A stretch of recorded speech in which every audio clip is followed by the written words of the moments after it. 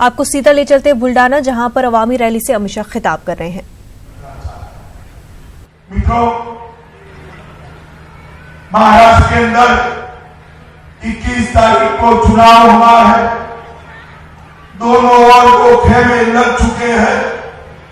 एक और मोदी जी के नेतृत्व में, देवेंद्र जी के नेतृत्व में, उद्धव ठाकरे जी के नेतृत्व में भाजपा और शिवसेना इकट्ठा खड़े हैं, आरपीआई खड़ी है, और दूसरी ओर एनसीपी और कांग्रेस खड़ी दिखाई दे।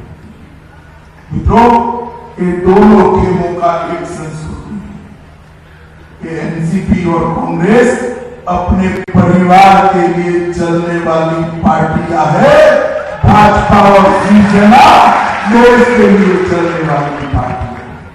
महाराष्ट्र की जनता ने ये तय करना है कि देश के लिए राजनीति में काम करने वाली पार्टियां चाहिए या अपने परिवार को आगे बढ़ाने वाली पार्टियां चाहिए।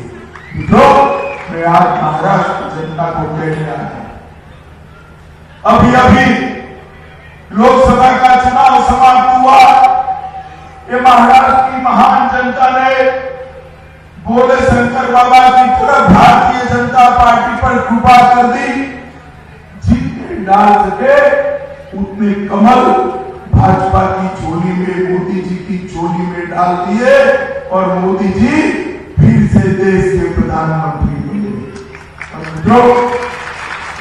प्रधानमंत्री भी 300 से ज्यादा सीटों के साथ, और आपके आशीर्वाद से मोदी जी ने प्रधानमंत्री बनने के बाद सबसे पहला जो सत्र आया, वो सत्र के अंदर मोदी जी ने सबसे पहला काम किया, धारा 370 को उठाओ।